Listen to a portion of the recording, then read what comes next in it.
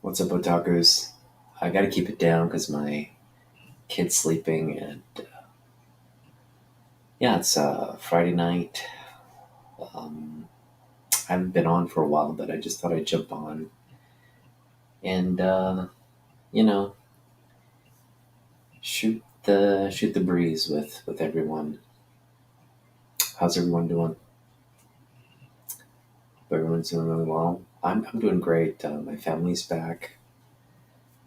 Um, it's been a little stressful in terms of finances and stuff, but with the family back, it kind of takes your mind off all of that.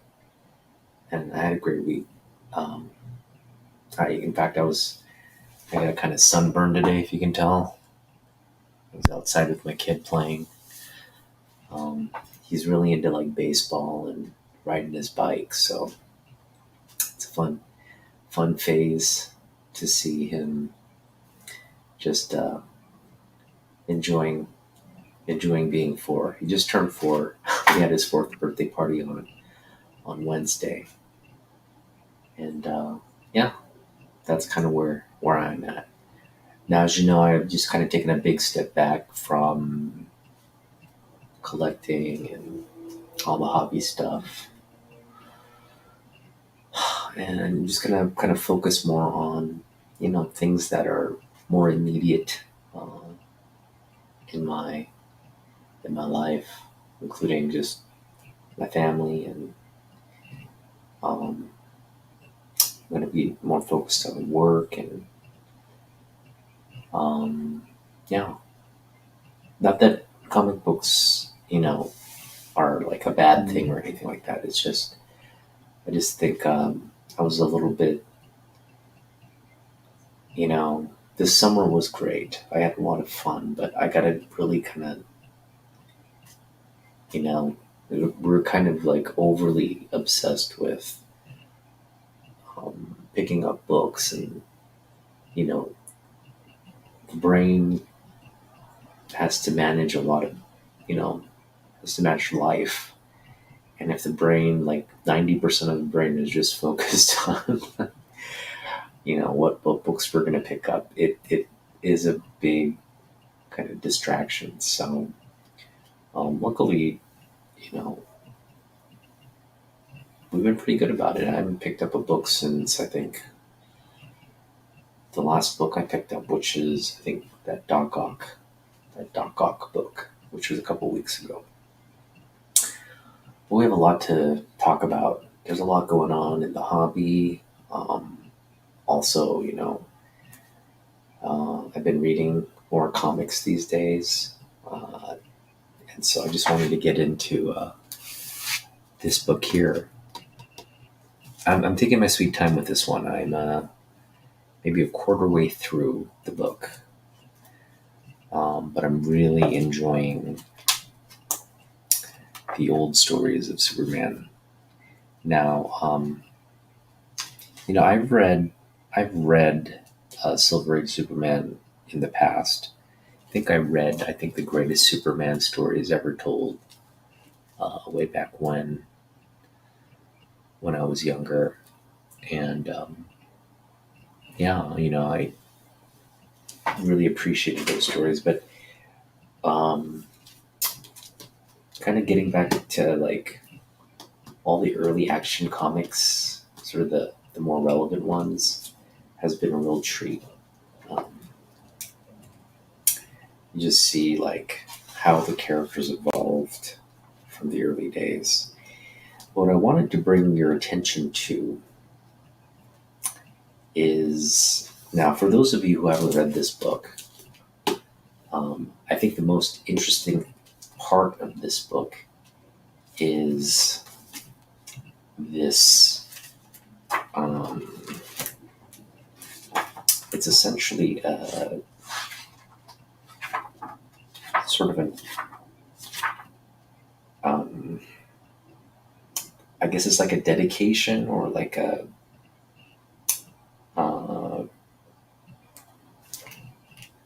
it's a piece. It's a piece written by Marv Wolfman, and And for those of you who have read this book, you'll know what I'm talking about. But anyway, Marv Wolfman writes this great article on his sort of childhood. He was probably like middle school, high school, big comic book collector. Wolfman was, and he knew from a very young age he wanted to get into comic books, which is, I think, for the most part, most people, right? Most people understand from a young age, whether you're an artist or a writer. Now, Marv wanted to be an artist, so he actually was going to like technical school and all that. But anyway, what the article's about is he was so kind of obsessed with working in comic books that he went to this, again, an art school in Manhattan. He lived in Queens. He would travel into the city to go to school. And there were these rare opportunities where DC Comics had like a tour where they would tour the office, meet with artists, and he said he got to see like a bunch of great artists working at the offices. Let's see, he references, I believe it's you got to see Carmine Infantino, Murphy Anderson working on like the Flash or Adam Strange, right? And but anyway, the interesting thing about this was back in Wolfman's day, and we're talking about the 60s here, the 50s and 60s. The original comic book art, the artwork, wasn't highly valued by one, either the artists, and two, the publishers themselves. So on these tours, if the kids were there, they would basically give away artwork to the kids and say, "Hey, you guys want these? You want this? Because if you don't take it, it's gonna just go to the garbage dump or the incinerator, right?" Can you imagine, right?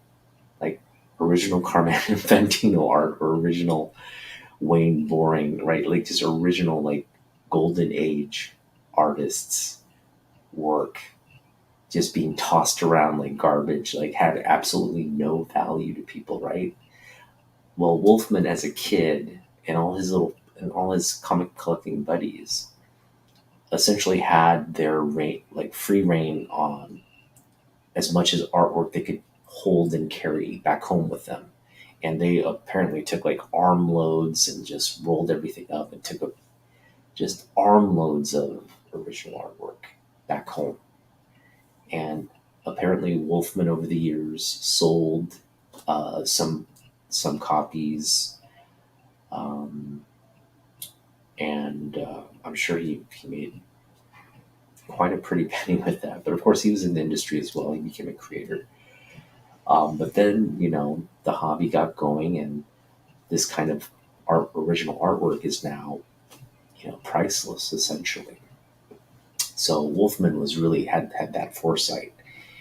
And what's interesting is he kept um, a full story and layout, 12 pages of a comic book that was never published. Okay, but it was accredited to Joe Shuster and Jerry Siegel. Now they probably didn't do the original story or the much in terms of the outline. Um, maybe you know maybe Schuster was involved in that, but for the most part, like it's an original story and the origins of the artists and the writers are kind of unknown because that's the thing. Like people would get these stories and stuff, they piecemeal it together and then kind of put the name Siegel and Schuster on it. So it definitely kind of rings. It doesn't feel like one of these original stories. The art is definitely sort of, you can tell it's kind of unpolished. Actually, kind of does look like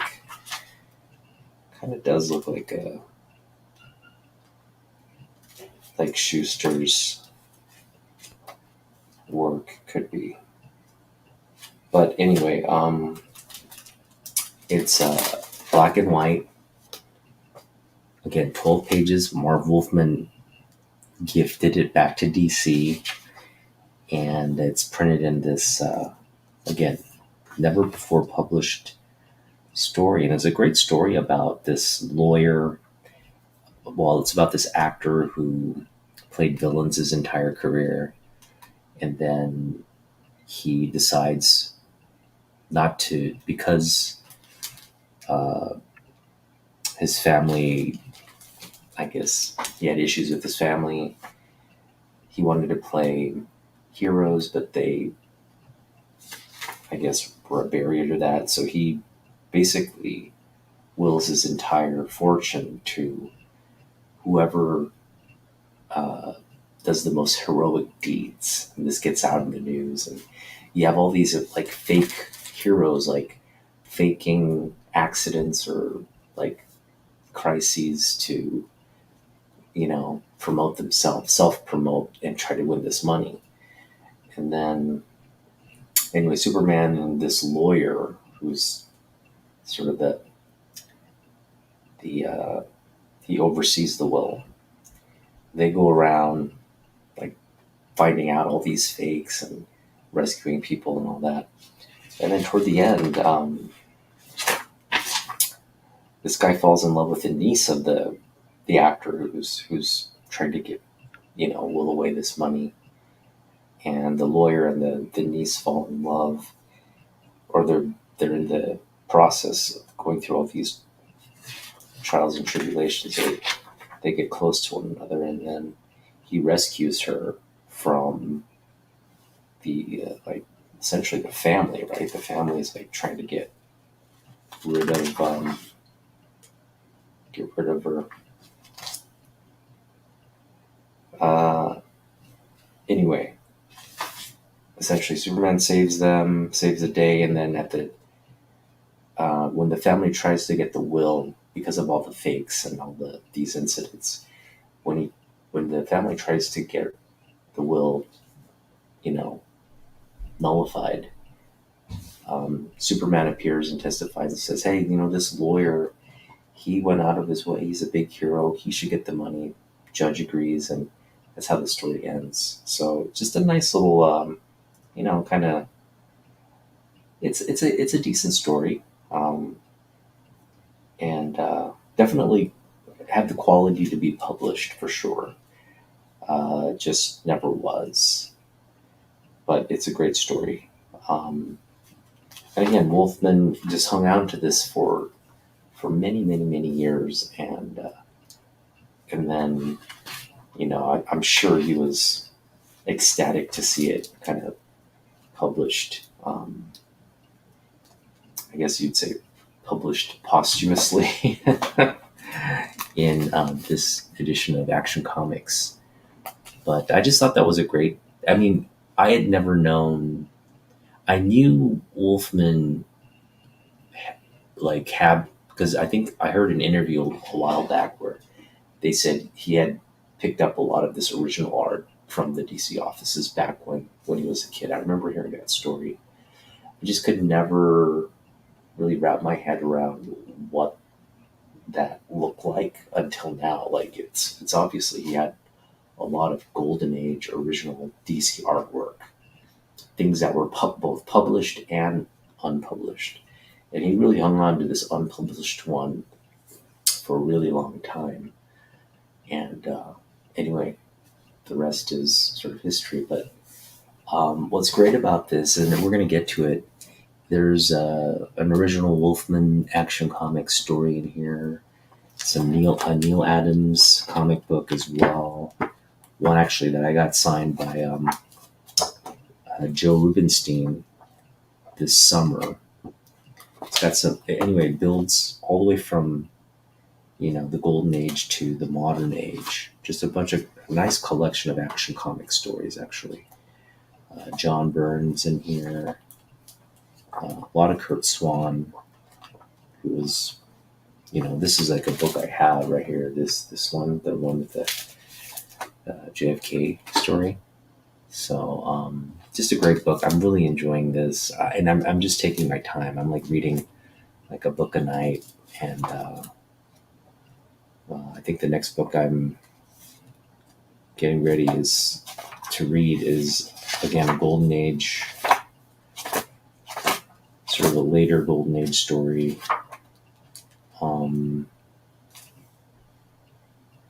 This is the one. It's where he shows off the Fortress of Solitude. Kind of get a glimpse of what's in the fortress. What's in his Fortress of Solitude. Pretty cool. Looking forward to that. All right, so just wanted to kind of share that. See, Action Comics is it's such a big part of comic book history. We're celebrating this. This was published 5 years ago, celebrating the 80th year,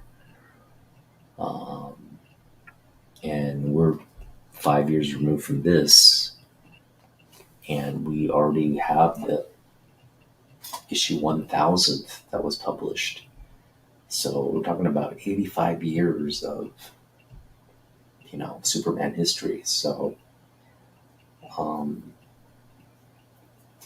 but it just doesn't get any more epic than that kind of history.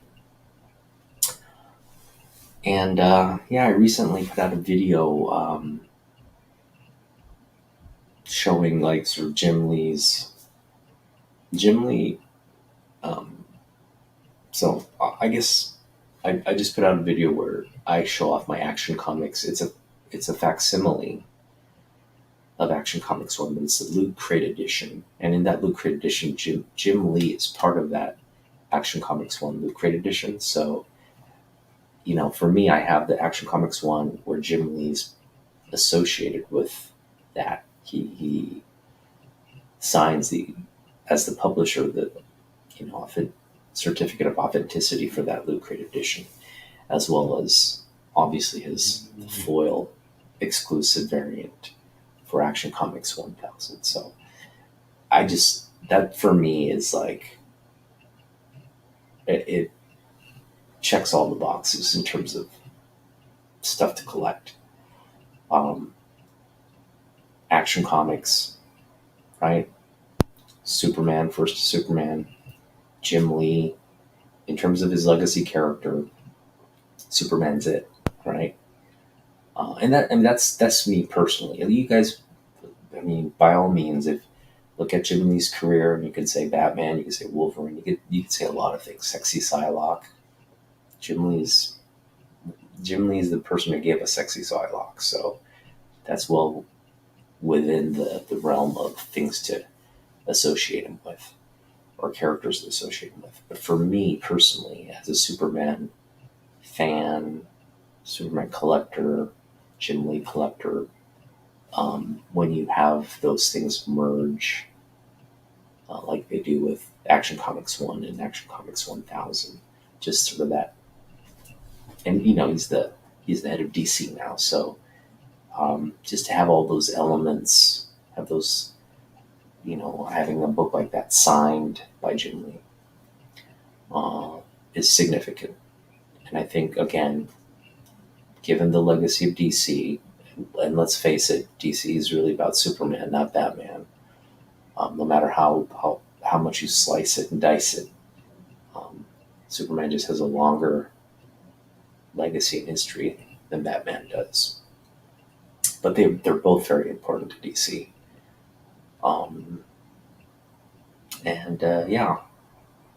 That's how I look at Jim Lee's career. When you look back, what he's done over his comic book career and associate him with a character, you're going to look at his early days at Marvel, but that was 4 years.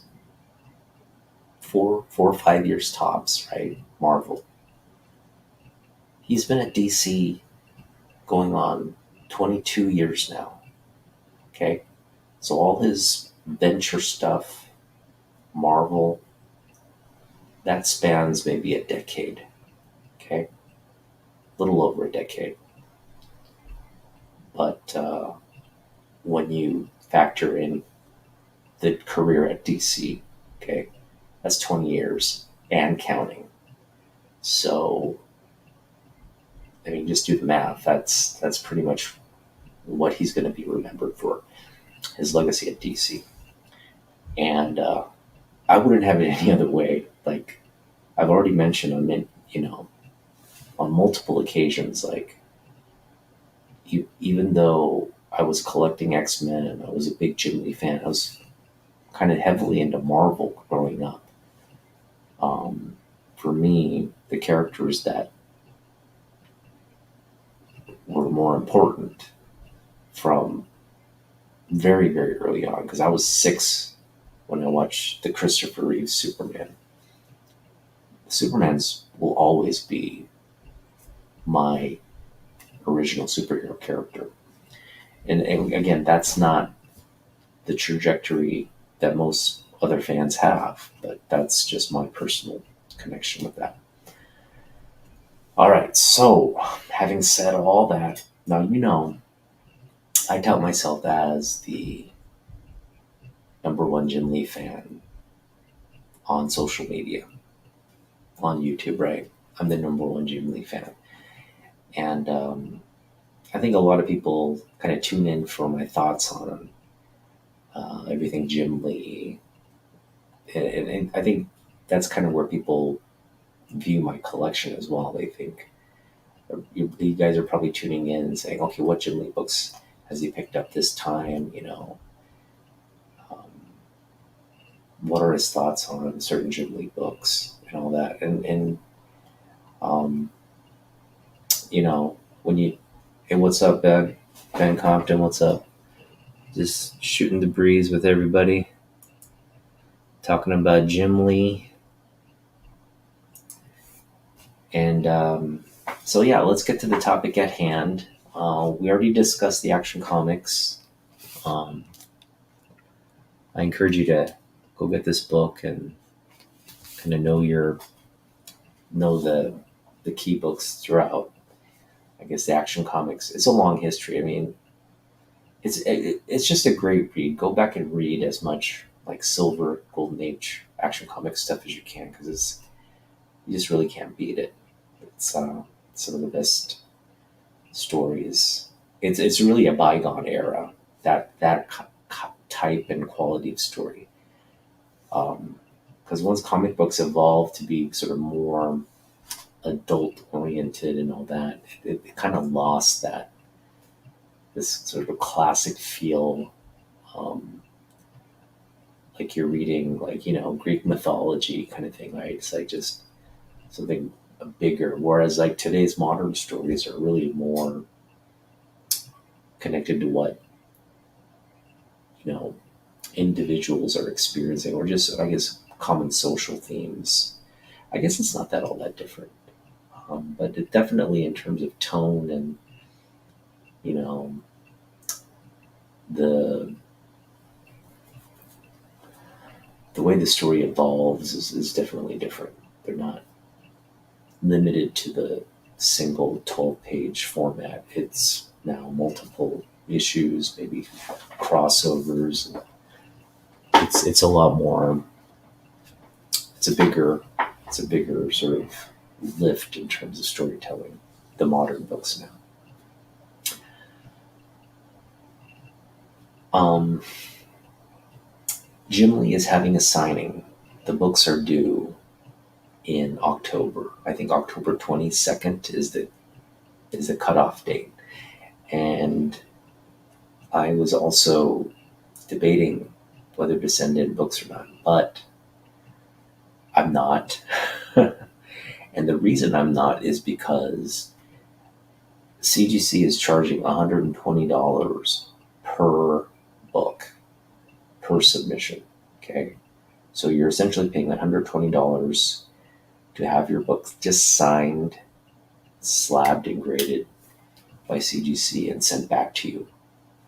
So I don't think, I think I'd love to do that, but I just don't have the budget. And even if I did have the budget, I just think it's a little steep, uh, given what you could have gotten his signature for in the past. I mean, like in the '90s, you could have gotten it free, right? Just go to any kind of signing event.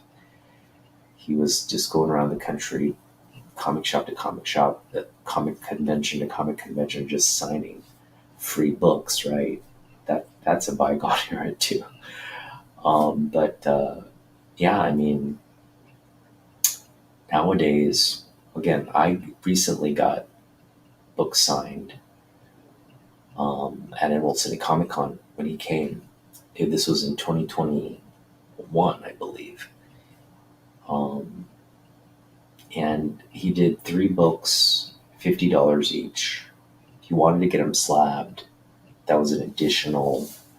I think they were charging the just the slabbing and grading fees, right? So it's like an additional $30 per book. So all in all, he ended up paying about $250 with shipping and everything, maybe a little over $250 for 3 books. So that averages out to what, like $60 a book? No, sorry, 250 divided by 3 is, can't do math, is about 80, between $80 to $90 a book. Now, I mean that's pretty steep as is, but again, CGC is charging 120 per book now. So I don't know if that's inflation or what that is, but people I'm sure are going to pay it. And right now, Jim Lee keys, Jim Lee sort of classic covers and all that, they're spiking. And so I've been getting a lot of, people asking me like, hey, are you going to do the Jim Lee submission? And I've been saying no. But people have been asking me kind of like, if you were going to submit books, what would you submit? In fact, I had this conversation not too long ago with a local community member who we met up for trade. And shout out to Dave. Dave in Bellevue. He's kind of like a neighbor, and um, I mean we're always running in. I mean the reason he and I became friends is because we were just running into each other all the time at Half Price Books. I mean that guy's there every day. I think he lives close to Half Price Books, and so he's there every day, going through the new inventory. And he knows I like Jim Lee, so he'll let me know if there are Jim Lee books there. So that's good. But at the same time, he picks up Jim Lee books himself. In fact, I ended up trading for Jim Lee books and giving him stuff he wanted. I think we both came out of the trade, uh, you know, happy. We both got what we wanted. I did lose some of my original Spider-Man books that I had since, and that's kind of weighing on me now because I'm just realized like those are books from I had in high school, and they're Spider-Man books too. So that kind of, I'm thinking about it now. Maybe that wasn't the best thing to trade away, but again, given what we got and given what he get, those are '90s books. I mean, they're not worth all that much other than the sentimental value. But fortunately for me, I still have a lot of my original collection books with me. So we're gonna probably. I also sold and gave away a lot of them as well. So that's, you know, it is what it is. I'm not gonna dwell on it too much, but yeah, I think if you have books from your original collection, you probably should keep them because of that nostalgic factor. But those books, they're seared into my head. In fact, I know all the books that I've either given away or have lost over the years or whatever. The books that you just what you have. They're seared in your memory, and so if they get lost or whatever, um, that still stays with you. So I feel good about having traded those away. Um, Dave's a collector, so he's gonna take care of them. So it's not like they're thrown away or anything like that. Hey, Miss So, what's up? Thanks for joining. So anyway, Dave was asking me, like, are you doing the Jim Lee signing? I'm like, no. When we start talking about like books we would submit for that, what would be good books for us to submit for that? And I imagine a lot of people are gonna submit X-Men #1. Um, that's a great book to submit, actually. Not in terms of value, but just in terms of significance, right? That's his real sort of big. It's what it will be his claim to fame for throughout history. That's what got him to where he is today, right? Having that moniker of best-selling comic book artist.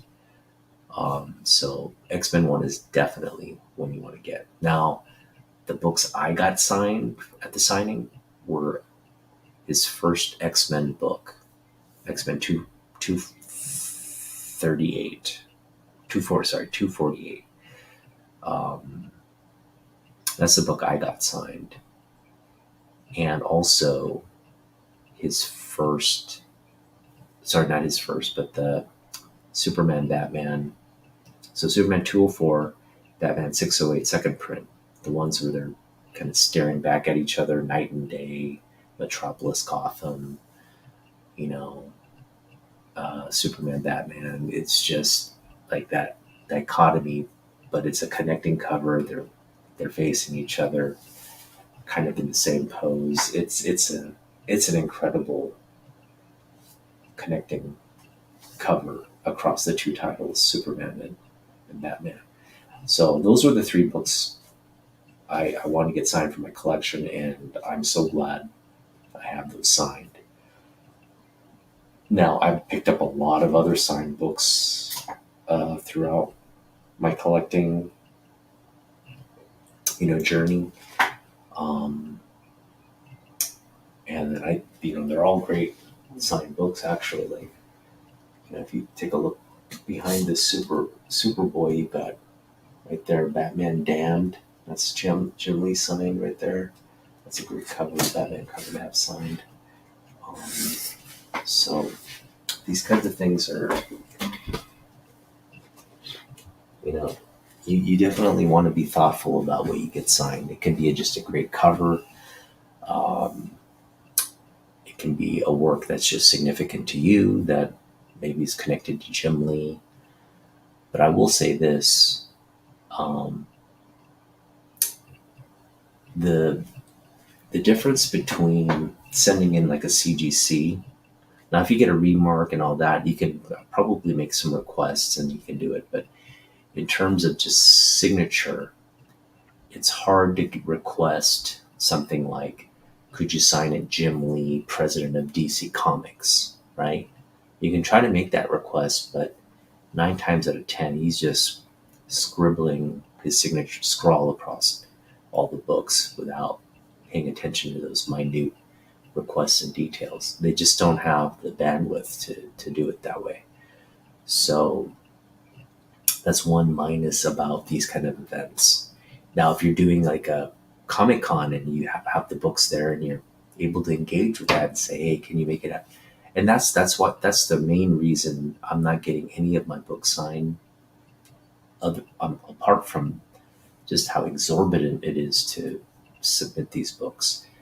But the other aspect is you don't get that personal memory or engagement. So I'm really holding out for him to come to Emerald City Comic Con. And that's, again, it's going to be cheaper. We're going to get that engagement. Who cares if it's slabbed or not, or witnessed? And I'm not going to sell it, right? So for people who just want to get books slabbed and signed and all that, that's fine. Go ahead and pay that and have fun. But again, I'm just going to cover some of the books in my collection that I would target for a signature event. Now, um, I should add this book too. I guess we'll start with this one. This is Uncanny X-Men 133.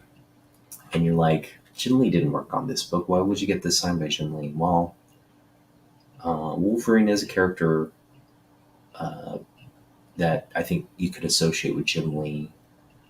Um, and definitely Jim Lee's worked with Chris Claremont. So this book is signed by Claremont. So the reason I want to get this signed is just to have Lee Claremont on a classic Wolverine cover and story, right? So not necessarily the most relevant book for Jim Lee signing, but I would want that copy signed. Now there's a bunch of books I would want probably signed before that, because that's really a stretch. That's not actually a Jim Lee book, but I would definitely.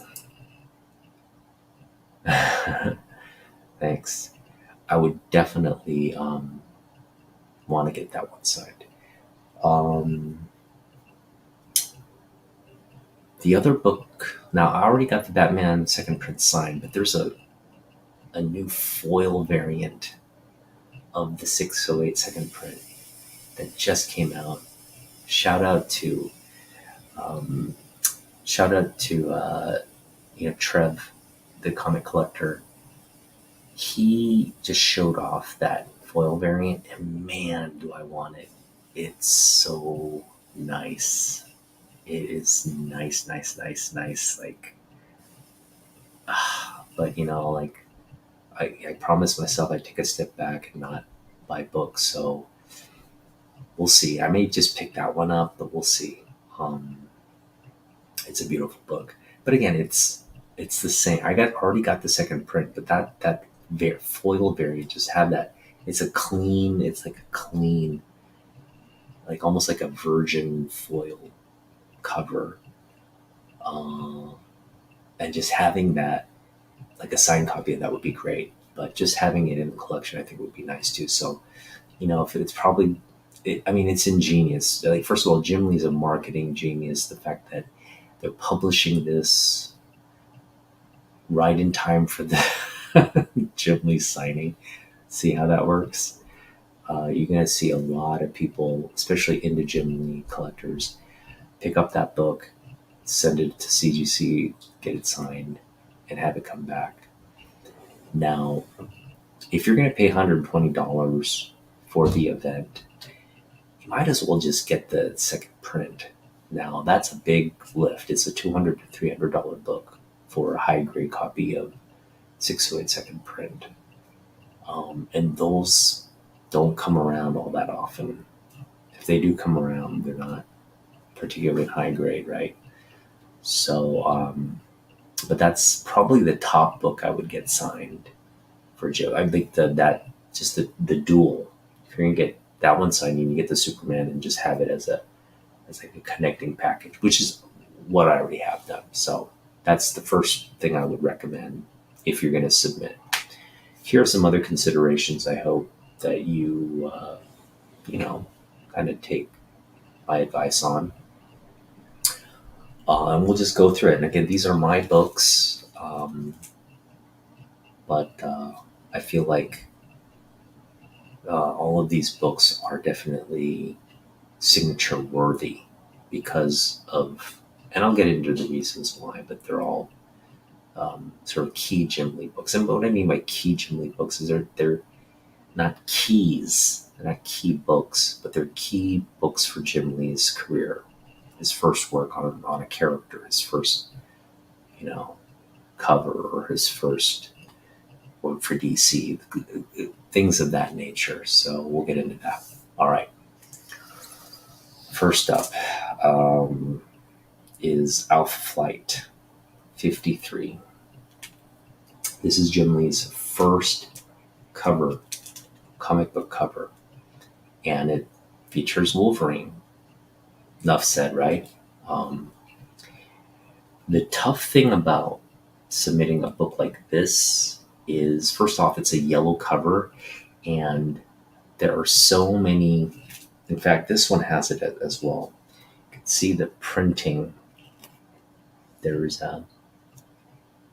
ink stains. Okay, on a yellow cover like this, especially with the printing, there's a lot of these kinds of errors. In fact, I think that the entire printing run pretty much ran the gamut of having some kind of ink rub or ink stain on it. So these are very hard to find 9.8. In fact, there are a few being sold on eBay and they're incredibly underpriced, in my opinion. You can pick them up for like $100 or so. Um, for me, that's not that important. I just do want a high grade copy, and that's what I have here. I'd put this in the nines. There's a couple spine ticks on the back, and again that ink rub. But other than that, with the press, this would look great. I have this is one of my 3 copies, and my other 2 copies are probably VF in the VF range. This one's the one in the high grade range. But again, first cover, it's Wolverine. You see the potential Jim Lee is showing there, not completely polished or what we associate with Jim Lee, but that's what expected on a first cover and first work. And you just see again Wolverine, Jim Lee. That's all you need to know. Um, so this is a book I'd get signed. I get this signed over, you know. Well, I'd get the one trending right now is Wolverine 27. Okay, Wolverine 27 is definitely a book I'd get signed because that's just such an iconic cover image from that era. Um, and really, it was under the radar. I'm surprised it's valued so low. Kind of like all of Jim Lee books are undervalued. When you compare Jim Lee books to, let's say, a Todd McFarlane, right? You see a big discrepancy um, in terms of value.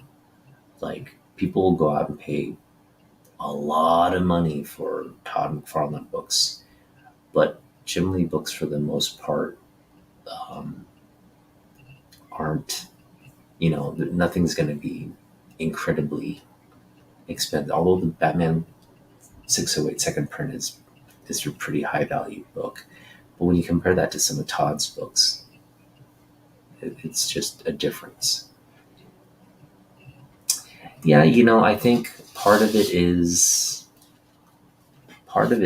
just, I think, just people.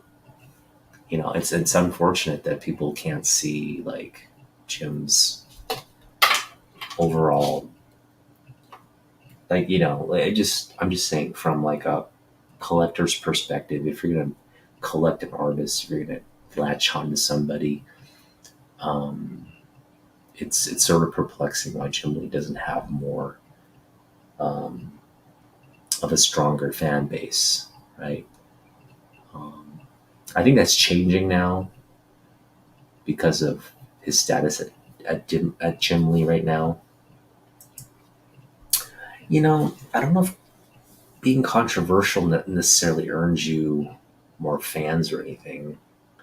I think what Todd was just great at is, again, he put out some pretty iconic. He's been putting out pretty iconic covers.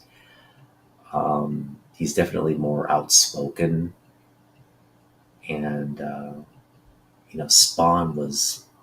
I mean, there was nothing hotter than Spawn. Um, so I think some of those factors had a lot to do with like having a better fan base in the '90s. But given all the time we have, it's like it perplexes me that that remains as strong as it is, given McFarlane hasn't done much in comic books, whereas Jim Lee continues to, you know, put out artwork in books. Todd has the occasional cover, has the occasional like variant cover here and there for Spawn, and that's a great thing to have a long run on. Spawn is great, but outside of Spawn, there's not much there. Whereas Jim Lee has done the entire DC catalog of characters, probably even more. I mean, Jim Lee's doing Scooby Doo and all kinds of crazy stuff, right? So, um, definitely the body of work for Jim Lee is larger than Todd's, hands down larger. And in my opinion, uh, much more talented. Now, again, Todd has a personality. I think the personality does go a long way. Jim's not that outspoken. He just kind of puts his head down, does the work. But Todd's kind of like he has to promote his stuff. He has to kind of talk about it, and that has an effect on fans and the market. So again, nothing against Todd. I'm a fan of Todd's as well. It's just perplexing that one artist has that kind of hold on the hobby where it's probably not justified. I don't think it's necessarily justified. He's not the most talented artist. Um, he's not a great writer by any means. Um, he got lucky with toys. I mean, his toy thing that's his real claim to fame. If you love toys, you probably really love Todd McFarlane because Todd McFarlane does produce the best comic book related toys. Okay,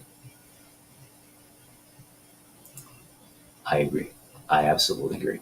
All right, the next book uh, is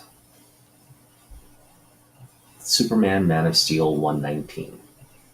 Okay, this is probably a book on no one's radar. um, but it's significant. This is his first cover of Superman. This now it's not. I don't think it's his first like character work of Superman per se, but it's definitely his first. It could be. I think it might be his first work on. It's definitely his first work on a Superman book. I can't confirm if it's his first Superman in like panels or anything like that, but definitely the first cover. Uh, and It's a beautiful cover. It's a great cover, actually. If it'll ever kind of get into focus here. Um, just a classic look. You got the black instead of the yellow S there, and he's rescuing this little girl. Great artwork, and yeah, what's really interesting is like here he is. He's back into comic books. He's doing stuff for DC. He's kind of just associated with them now. He sells his company. They own all his work now, um, and he reverts back to just being an artist for the publisher, which is I think the best thing because man, does he bring DC to the forefront um, during this period, right? And like Marvel's just kicking butt, but boom, Jim Lee comes and now now it's a now it's a fight. So this is just the start of things to come. And of course, who does he bring? Now this isn't necessarily a book that features it, but um, in fact, I don't know who inked it, but it's definitely not Scott Williams, right? So when Scott Williams is not working with Jim Lee, it makes a huge difference. But first, Jim Lee Superman, a book to consider for a signing. Um, we're going to kind of vacillate between here and there.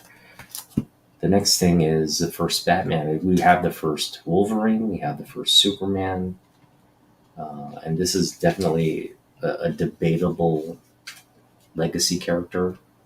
I would probably put Wolverine ahead of Batman. My sort of tier would be Superman, then Wolverine, then Batman. So, but anyway, those three characters are just going to be of the revolving discussion on the Jim Lee's legacy characters, right? But this is a great cover from 1996, Batman Black and White. First Batman cover, first Batman work, first sort of exclusive DC cover and work as well. So very significant, this one. In fact, it's kind of a shame that Jim Lee's first book for DC wasn't a Superman book, but a Batman book, right? So kind of gives the Batman fans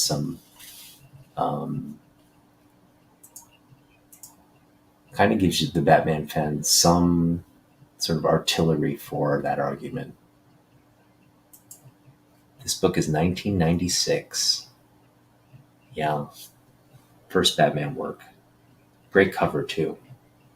Absolutely beautiful cover. So yeah, and this would be a great, in terms of signature, just getting a black signature right across there. Jim Lee. Great, would be a great, and this is Lee Williams right there. You can see signature Lee Williams right there. So again, a great book to have for a signature event. Definitely want that signed. Now, this is another cover, and this is Jim Lee's last work. Now, I have this Jim Lee's first work on X-Men. Got that signed. Love that book. This is another book I wouldn't mind adding to that, just to kind of have the bookends of Jim Lee's career on X-Men. In fact, I would want to get this signed over the X-Men one. Now, I'll get into the reasons why I would. In fact, I'll get one of my books right now.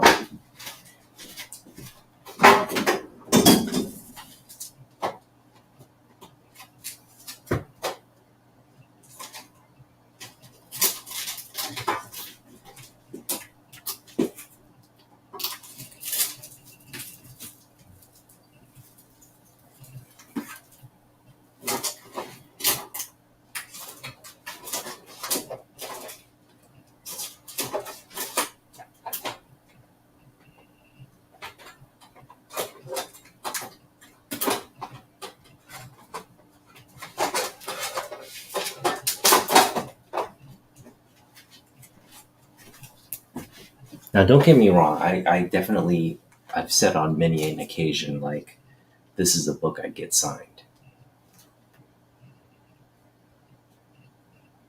That's a great question, Miss So. So, am I finding all of these online, or are these from cons over the summer?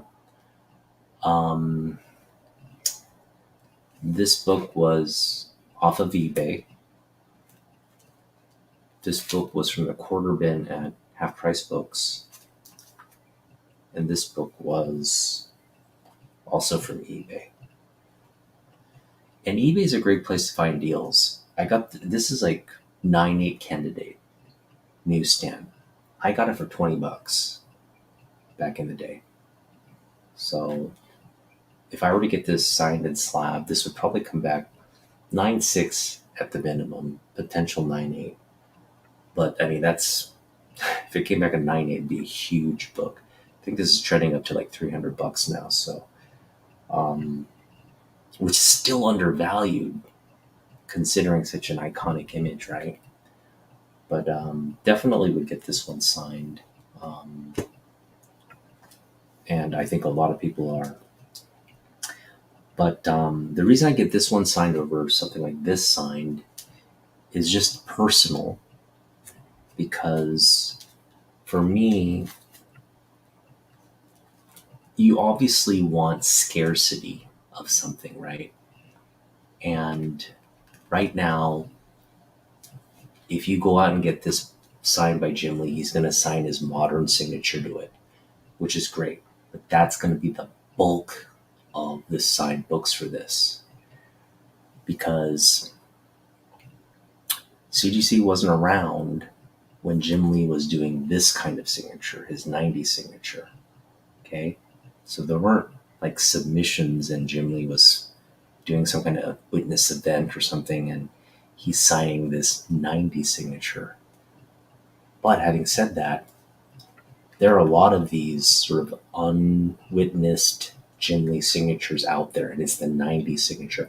And that's kind of what I collect with this book, because, mind you, he was doing these signings for free. There's a lot of these books available in the 90 signature. Well, I shouldn't say a lot, but you can find them online. And if you do your due diligence, you can go to a show or whatever. They have Jim Lee books. They have Jim Lee signed books, especially this one. 9 times out of 10, it will be that comic. Hey, what's up, guys? K-pop's in the house.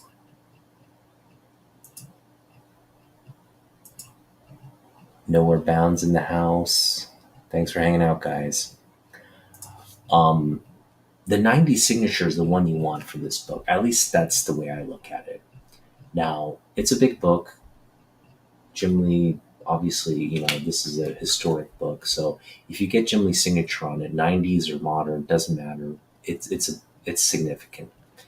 Just for me personally, I'm trying to collect the 90 signatures on this book because of what it represents. It's a smaller, more scarce book, and it represents that era, right? When he was doing the longer, taking time to lift up the pen and write his last name, and it's not one motion like it is to get through.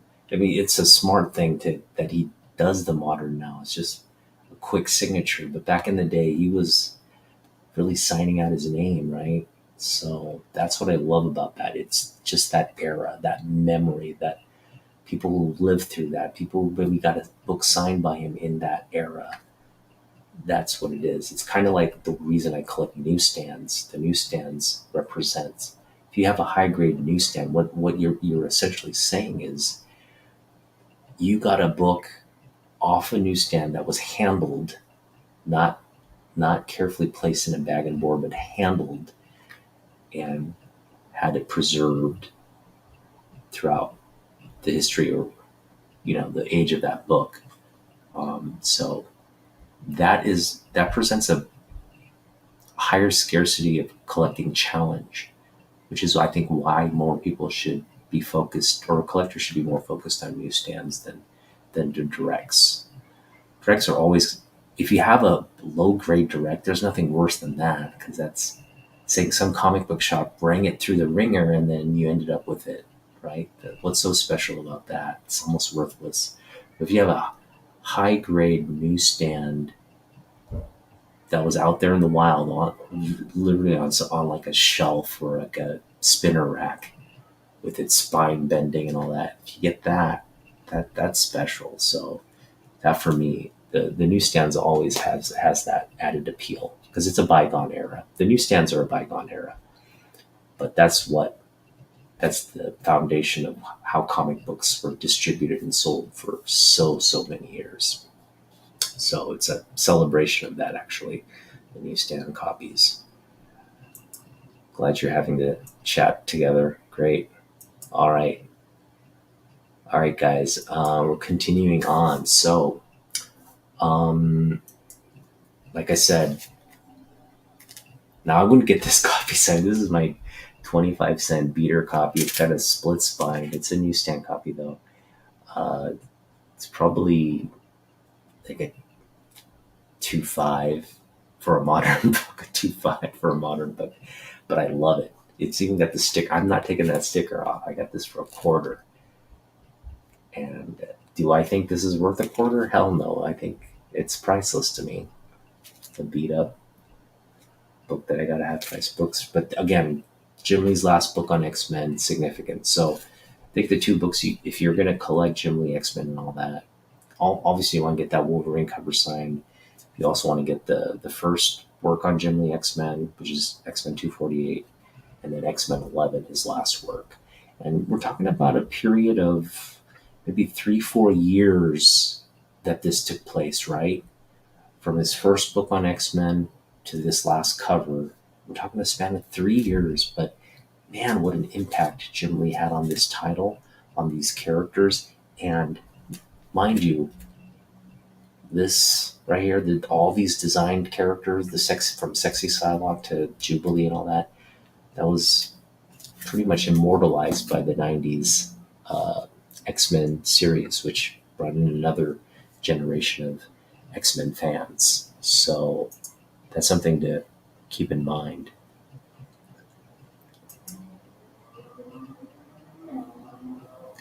I've been thinking about doing that too. I cut out a bunch of comic book like images to make like a collage, like cover collage, but I didn't follow through with it. I just don't know how to. I need glue. I don't have glue, so I need to get some glue before I can do that. And I kind of want better images. These are just like very small, like cutouts, like from the free preview stuff. And I just like, it'd be nice to have like glossy paper to work with, rather than more like this is like a more like a newspaper type. Anyway, getting off topic. Um, all right, continuing on. So this is another book I'd get signed just because it's for me. It's like I think it's one of his like, best covers again. That's Batman 612, um, and it's just a great image. So that's the one I get signed. All right, now we're going to get into books that um, these are necessarily, well, maybe some of them are would count as all-encompassing books to get signed, like for any fan, right? Whether whether you're into Jim Lee or not, if you're going to submit a book to Jim Lee for signing, would carry just sort of like a umbrella of relevance for any collector. And that's definitely this book here, Marvel Age 104. Okay, now let's talk about Jim Lee's career. Okay, um, there are really uh, two things in comic books that Jim Lee is has created or contributed to, um,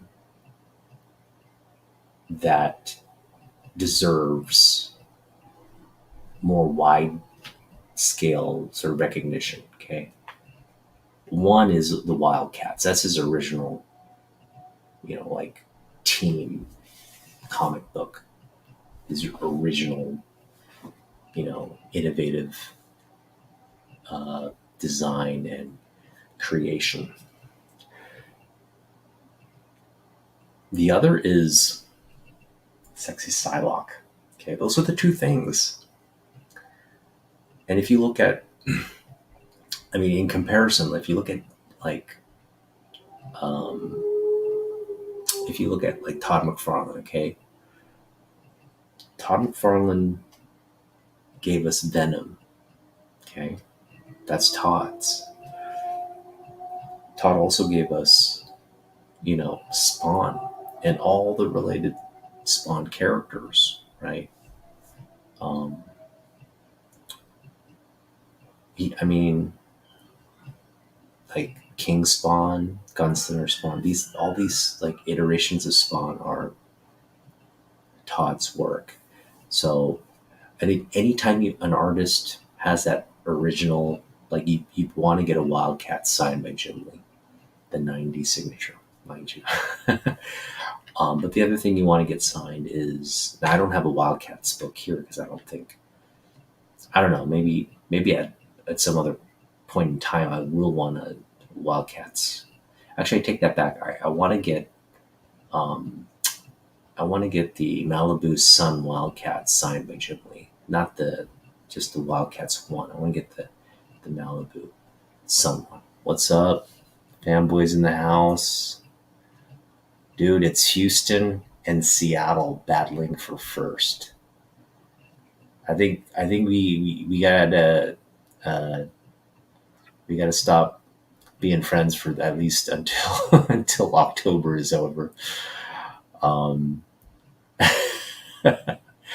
But I'm just hoping they both lost today, so I think they're kind of in a quasi tie for first right now. Half game out, maybe Seattle is, but it's tight. It's tight.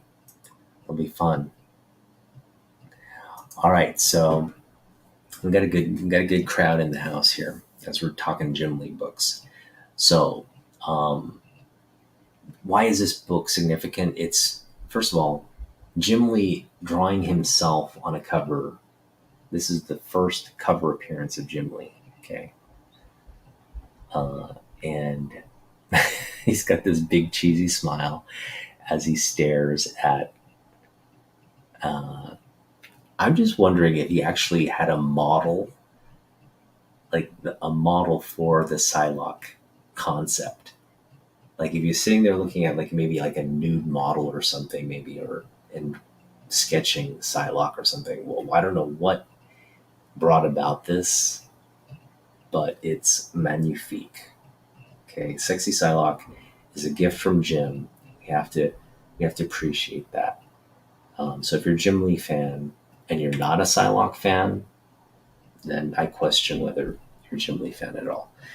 Um, so anyway, sexy Psylocke cover, Jim Lee cover, absolute classic book or Rage 104. So this is definitely should be high on people's priority list to get signed.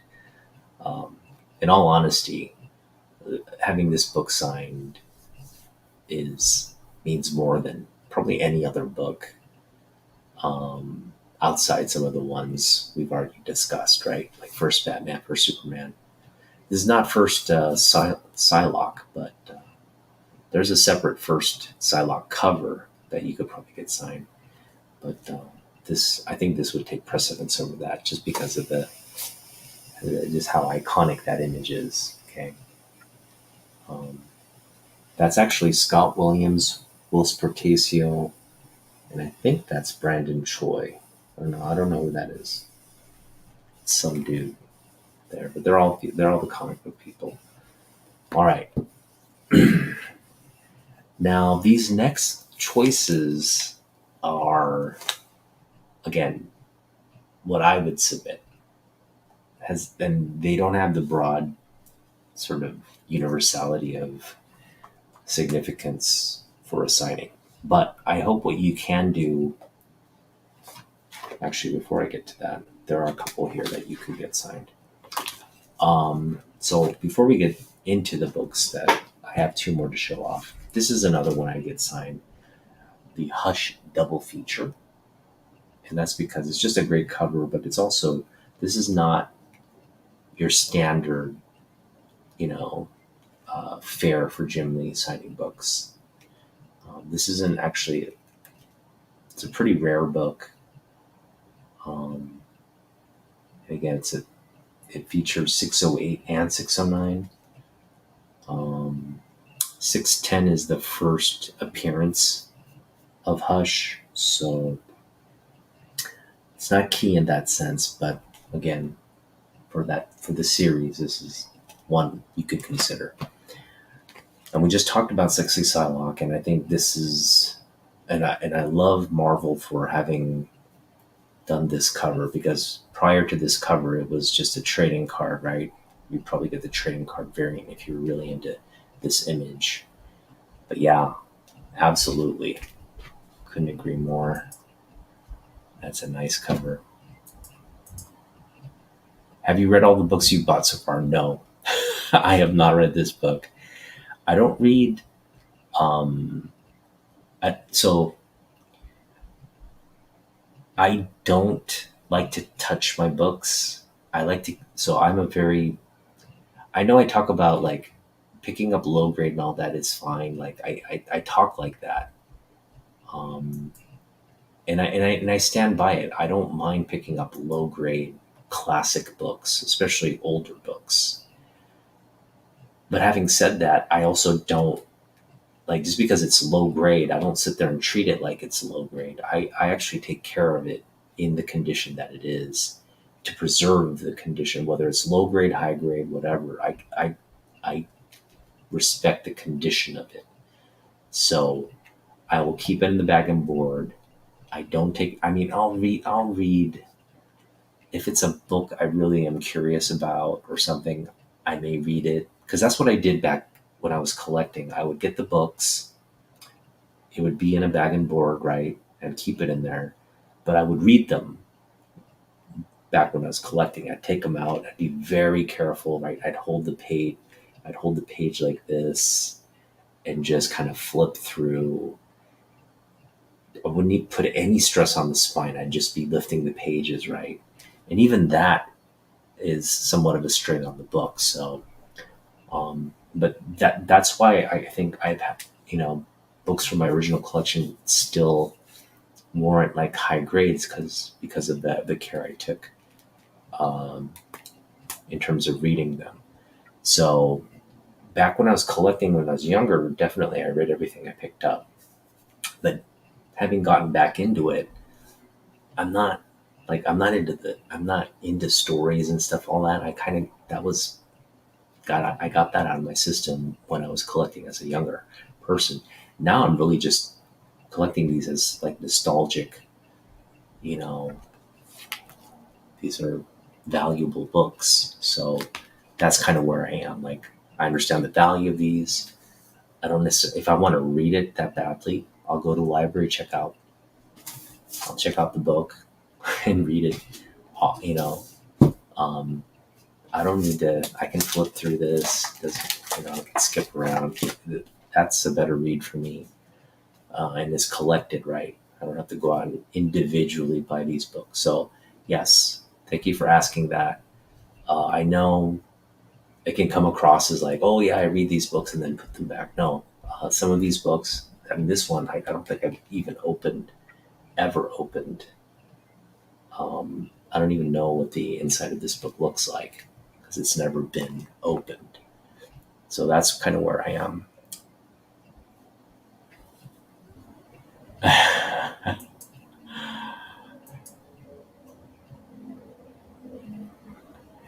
Yeah. So again, oh, I know collectors that do that, and that's fine. For me though, it's like I don't like touching them. I don't like, if I do touch them, it's either to clean them and like keep them preserved. Now, don't get me wrong. I love reading comic books. Okay, it's just for me like a time thing. You know, I'm kind of doing more reading now. Um, Trying to check out books from the library and do more reading now, but um, it's yeah, like reading is definitely a big part of the enjoyment factor of this hobby, and I don't want to. I should be doing that, but I'm kind of more at the stage where like, yeah, I've done a lot of comic book reading. I'm not going to read a story today that's going to be like, wow, this is blowing my mind. Like, it's the best comic book I've ever read because I already have my favorite classics. Nothing's going to surpass the books I read as a kid. Um, I mean, actually, I take that back. I've been reading some good stuff. I was mentioning in an earlier video, I just gotten through the Court of Owls, Batman Volume 2, 1 through 10. That was a great series. Now, is it the best Batman story I've ever read? No, but still, like that, it's on par with the stuff I read as a kid. So definitely looking forward to reading more. Um, but yeah, that's a great thing to bring up. Like, not reading all my comic books for sure. I wish I could just open these up and read them. But the collector in me says, "Man, what are you doing? Don't do that." All right. So those are two books I think. Okay, so everything we've covered so far are books that I would recommend everybody in the chat, if you're thinking of submitting a Jim Lee book for the signing event. Everything I've covered so far would be uh, a no-brainer. Yeah, right. No-brainer. Jim Lee signature event. Um, No-brainer. Last Jim Lee X-Men book, right? No-brainer, right? These are all kind of sort of no-brainers for submissions. We're going to get into the more eclectic, I guess, selections on my end. These are otaku's submissions, what I would submit for the signing event, and I'll get into my reasoning, and maybe you can apply some of that logic and reasoning for your own selection of books, whatever they may be, um, and consider that. Now, this boils down to it kind of boils down to whose signatures you want on a book. Okay. And this is who I am as a collector in terms of what I collect.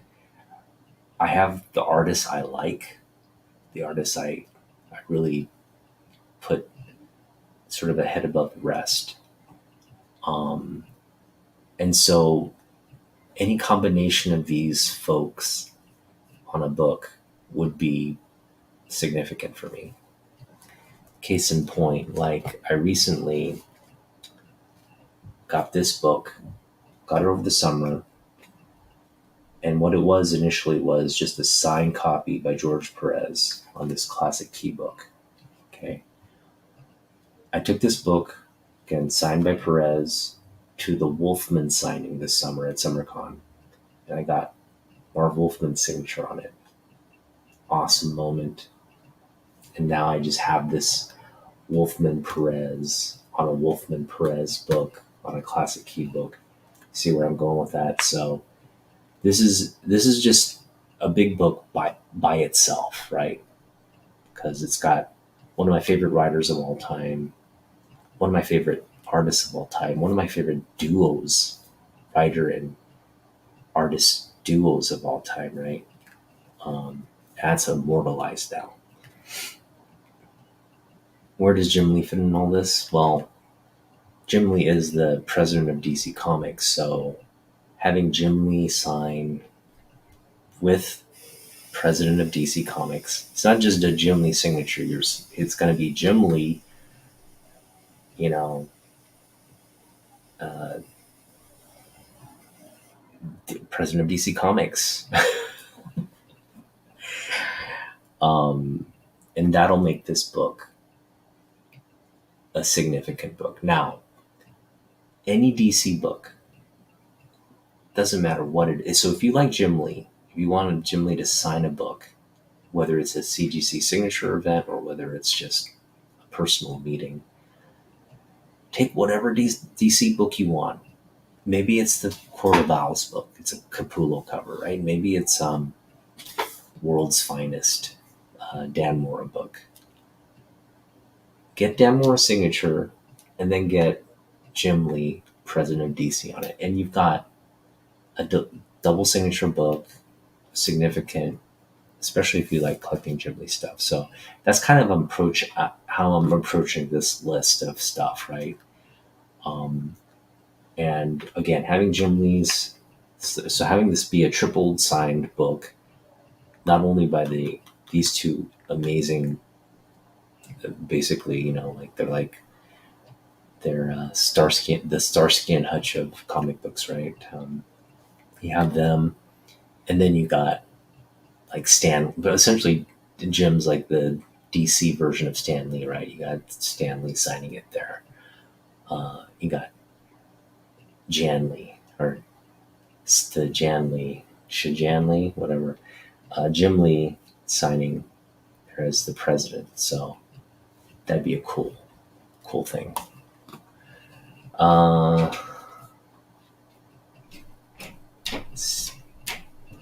Still need that book in the collection. Surprised you don't have it. I'm surprised you don't have it. And this goes along the same line of thought. Now, I already told you Jim Lee's legacy character is Superman. That's debatable, obviously. Because the Batman fans are going to be like, no, Jim Lee is Batman. And the Superman fans are going to be, no, Jim Lee's Superman. And the Wolverine fans are going to be, no, Jim Lee's Wolverine. So everybody has their take on that legacy character. But For me, it's Superman. And for me, for Neil Adams as well. Now, this is where I probably am in the minority because I also recognize Neil's contributions to Batman and how that's more significant. Like the Batman, the evolution of Batman in the '70s because of Neil Adams and Denny O'Neil. That is the character who we adore and really follow. The dark, right? That dark history of Batman coming to the forefront, which is what um, you know Neil and Denny just brought that horror sort of dark um, element of the character in that run, as well as the Joker, the maniacal, psychotic Joker. So a lot of people will disagree that Batman is obviously Neil's character, and I wouldn't argue too hard on that. But again, for me personally, um, and if you look at the volume of work that did on Superman, Action Comics, Superboy, even things like Justice League, where Superman's the forefront, Batman's in the background kind of character. Um, you could make the argument Neil was definitely a Superman. Like he was the DC guy, and he was also the guy to do Superman for so many years.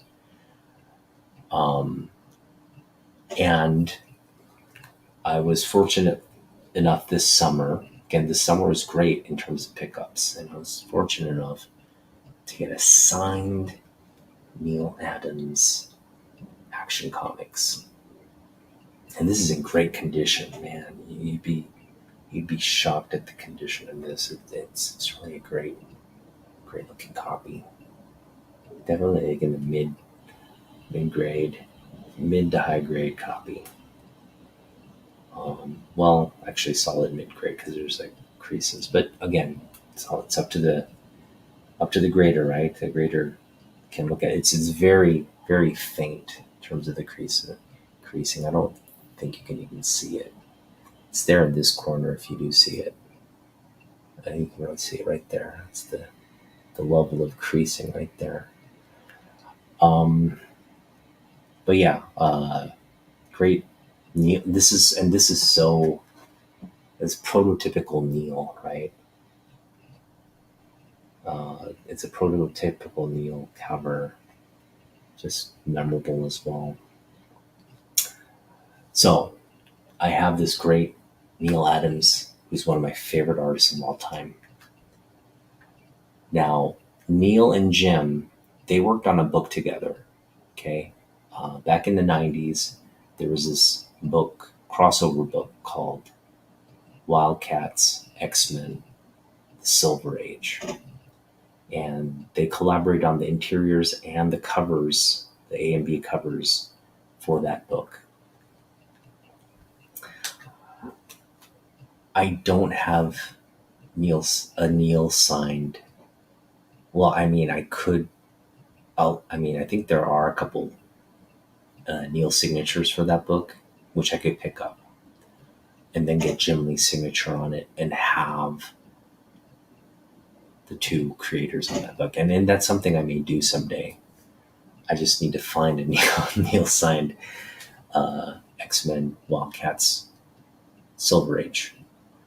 Um, but the next best thing, again, it's all about again, my filter is I think both of these artists, I associate them with their work on Superman. And this is an interesting tidbit. Um, Neil starts his run on Superman 204 Volume 1. And I don't know if this was on purpose or what. Jim Lee starts his Superman run on Volume 2, 204. So both of these artists start on Superman 204. Now, Neil does probably some more previous books on Superman, but we're talking about like a run, right? Neil does 204 through like I want to say off and on 215-16 or something like that, and Jim does 204 through 215. So in terms of like numerical sequential like runs on the volumes, you've got essentially a mirror run by these two artists. Okay, now that's just, I don't know what comic book forces led to that. Batman. Batman's a great character. Yes. So to have Neil and Jim on a Superman book is the dream, and that's what we potentially have here. So again, we got Neil, we got Jim signing somewhere on this book, president of DC Comics, or maybe just Jim Lee in this instance. Doesn't necessarily have to be, because Jim Lee's done Superman books. But again, both of their signatures on this book would just mean the world. That's the reason we got it. We got this book not only for the Neil signature, but with the intention of having Jim Neil on a Superman book. I hope that roundabout explanation captures what I'm trying to do with this book. Okay, just give you another preview there. All right. In the same vein, Perez and Jim Lee worked on Infinite Crisis as well, where they do the A and B covers. In fact, Perez does the interiors on this book. Jim Lee just comes in and does the cover art. But man, what amazing cover art he does. So we've got Perez's signature on this book. We're going to get Jim's signature as well. I want to get Jim's in silver as well so they match. But we'll have a Lee Perez, we'll have a Lee Adams, we'll have a Lee Perez Wolfman signed books. Okay? Great. All right. And again, along the same line of readings, I think this is another book. It's a Turner Superman. This is a Turner variant on Superman 205. Jim's cover on 205 is rather lackluster compared to this one. I mean, this is the cover you want on this particular issue. And that's coming from a Jim Lee fan. For me to say that is because look at that cover, man. How beautiful is that cover? Oof. But anyway, and we got Michael Turner's signature on it, which by itself is just amazing, incredible.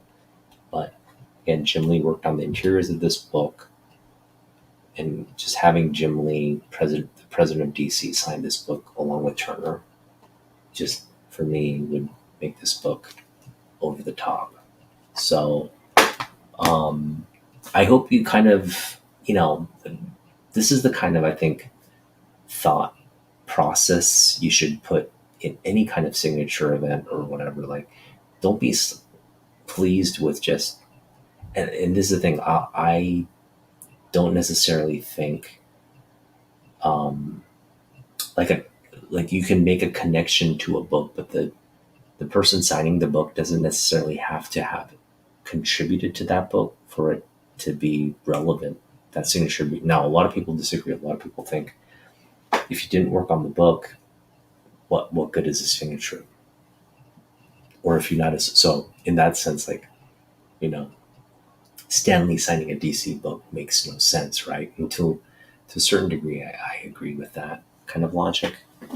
But that's not an incredible step away from like Stan Lee signing like an externals book, right? What does Stan Lee have to do? Like, Stan Lee obviously is the creator, one of the owner creators of Marvel. So he kind of, as the publisher slash, creator of Marvel, he essentially, his signature on any Marvel book would be relevant, right? But let's say you love Jack Kirby and Stan Lee as a team. Well, you only have a Jack Kirby Superman book, signed book, but you want to get Stan Lee's signature there, so you have Kirby. Like in that instance, does the Stan Lee signature then not warrant?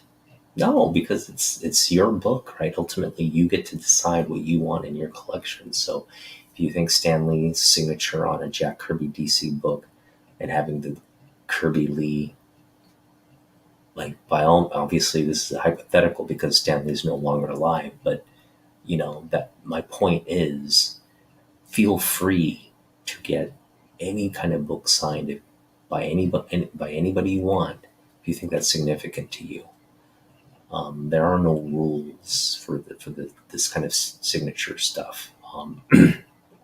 It's all what you want signed.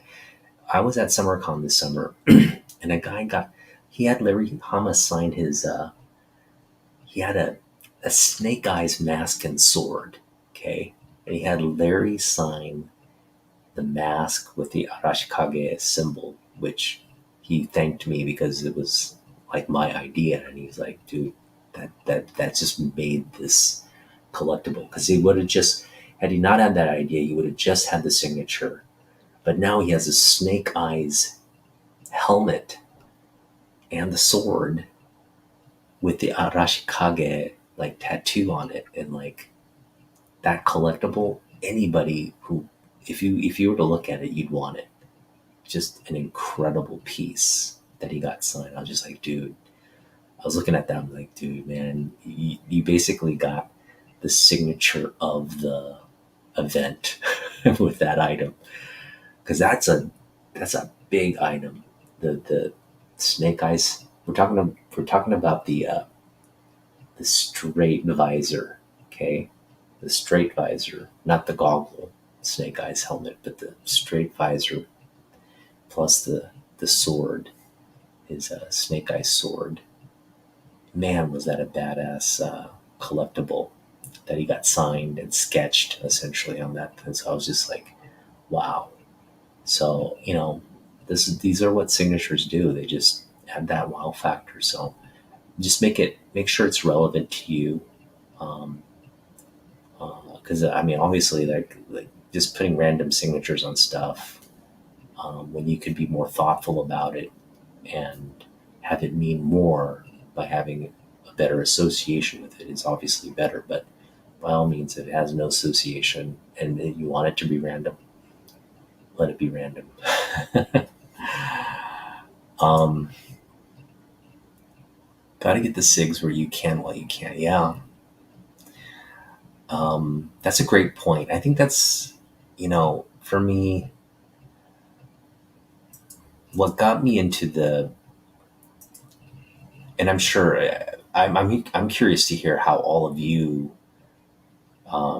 because I assume many of you were collecting prior to the pandemic. And so the pandemic came, it didn't really, you know, maybe had a little impact on your what you collected and what your engagement with the hobby was. But for me, the pandemic was when I got back into comics. And again, there was this huge sort of run up on prices and all that. I didn't get into that aspect, like trying to pick up all these classic books and stuff when they were high. And fortunately, I didn't do that. But what I did get into was just like going to half price books and just picking up stuff from like what I remembered as a kid, and just kind of formulating and building that foundation of like, hey, what am I going to collect now that I'm back in? What do I focus on? What do I want to pick up? And that kind of evolved over the 3 4 years since the pandemic to kind of what I picked up this summer. Just a great example of like how that evolved in that journey. Um, right? That's great to know, right? Um, I think that was the case for so many people, and I think it was like maybe a coping mechanism. At least it was for me. I had I do, I have high anxiety as is. You don't need to bring on a global epidemic that was killing like thousands a day. You didn't need to have that for me to feel anxious. But when that pandemic hit, man, that anxiety, like we were all feeling it, right? We were like, what the f is going on? When is this going to stop? When is life going to go back to normal? Like we were all dealing with that high stress and anxiety, and I think that's why a lot of us kind of like, fuck it, I'm gonna I'm gonna collect comic books. I'm gonna read comic books and get back into this sort of like, you know, the memory of when it was like good memories, right? Like my childhood memories of like collecting and being in this kind of safe space and this world of like imaginative characters and great stories. Like, that was the impetus for me. So, um, and it was a really welcome thing. And the thing is, like, I kind of dove in from into the deep end and kind of got obsessed with it. It kept getting like a bigger and bigger, and obviously this channel helped as well. But just all the connections with people in the community definitely promoted this sense of like, oh, I'm really enjoying this hobby and I'm getting it got a little overblown for me this summer. Not necessarily the worst thing, but also I think when in terms of prioritizing what's important, I think I kind of took it too far. So that's kind of why I'm taking a step back and all that. But don't mind talking about it. Don't mind, talking about my books, talking about connecting with you guys. Still, that's something I really appreciate. Just the financial aspect. I think I need to just kind of tone down, um, and realize the money I spend on these books is money that can be going toward savings or my kids, college, like tuition or just investments for financial security and stuff. So that's kind of where I'm at. And that is sort of a long explanation of like, I still enjoy the hobby, I still want to do it, but it's just like I got to prioritize things. Um, it's not always the best to just go out and dump a bunch of money on books that might not be the best investment. Oh, absolutely. So, Miss So, what are you reading these days? Very curious. What are all of you reading? If you're, I know what Fanboy's reading. I know he's picking up. I don't know if he's reading, but I know he's picking it up.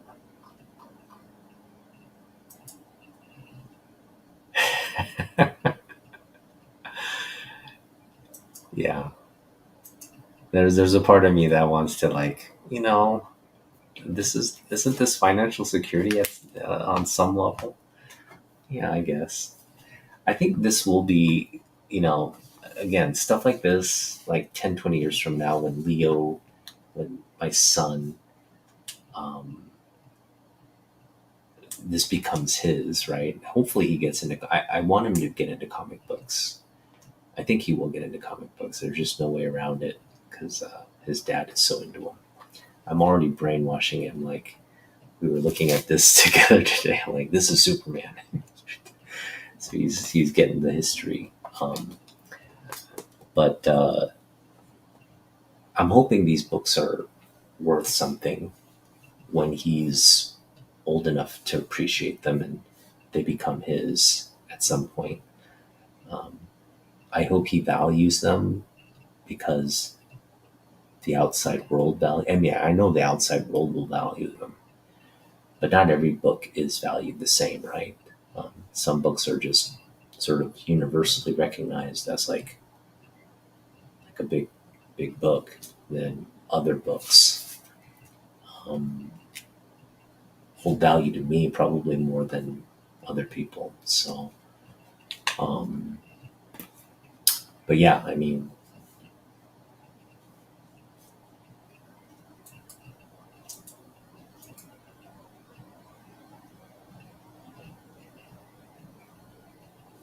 I'm glad.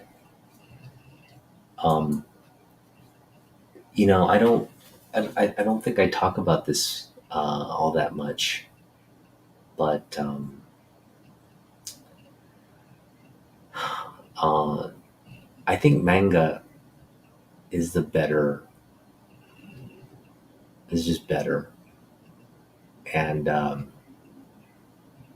that's a hard thing to say because I, like most like American comic book collectors, I was like comic books are what were my introduction, right? Like American comic books. Um, I started collecting in Copper Age. Great time for comic book stories. A lot of innovation was happening during the 80s. But in terms of long form storytelling and like sequential artwork of what's happening second by second in some instances, right? Moment by moment, the detail, the scope of some of the artwork that in manga,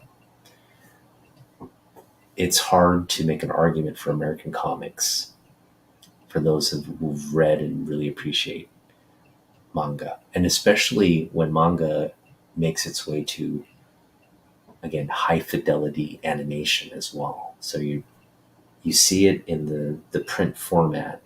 You're a fan, then if you're following it and it gains popularity and momentum, you're going to see it on the big screen. So that's kind of your reward for having read the book. This is the industry in Japan, the business model, right? You buy a book and you invest time in it, and you're rewarded if it's gains enough popularity with anime and then larger licensing, so toys and all that. So it's kind of this progression. You have that here in the States as well, but where the disconnect is you don't have animation, you have movies. And you reading this book per se isn't going to lead to like a Superman movie, right? That's the disconnect. But in manga, you read a Naruto from one to, I think there were, and how many were there? Like there were over, I think, 100 some volumes of that, maybe 300 volumes of Naruto. No, no, it was 100 volumes. It was in the hundreds.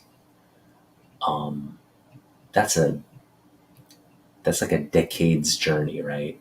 Like 10 years to get to 100 volumes because they would delay releases of the next book for whatever reasons, but it took a long time. That's a decade of your life. But there are fans who started out as kids reading the manga and they ended up as having their own kids by the time Naruto finished. Naruto is just one example because the manga industry is so massive. It's massive. It's probably like I've heard estimates. It's like 5 times what the current comic book industry is in terms of volume, in terms of people working in the industry, in terms of artists, writers, fans, global fans. It's just bigger. And the only way American comic books can compete is through Hollywood, through these big blockbuster licensed movies, right? Um, like a like a what's the biggest comic book movie recently? I guess Batman, right? That was pretty big. Oh, Spider Verse. Spider Verse was a big movie, right? These are massive billion-dollar blockbusters. You're never going to see that in the anime industry. You might get a billion-dollar movie, but that's very rare. They're oftentimes small. It's a smaller market. It's more like straight to DVD kind of like, you're not going to get an anime release here unless it's like Dragon Ball Z or some huge franchise. So very different processes for the business model. Which is better? You can't really say because they both make tons of money. Both have strong fan bases. But and this is where I agree with you, Miss So. Manga has the better for is a better platform for storytelling. There's no debate around that. And for the people who argue that American comics is the better platform for storytelling, are the people who haven't read manga, who haven't read good manga. Okay, it's the people that um, are so entrenched in just American comic books they haven't branched out to know what's out there. And these are more of the older folks. They're people in my generation, to be honest, because I think the younger generation, has fully embraced manga and American comic books. It's just one complete genre for them, comic books, right? But for the older folks like me that have that category, it's Japanese or it's American. That they split it down the middle. Um, a lot of the older ones are just like, it's American comic books for me, right?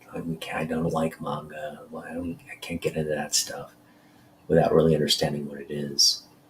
Um, it casts such a wide net in terms of different genres, different characters, different uh, universes, eras.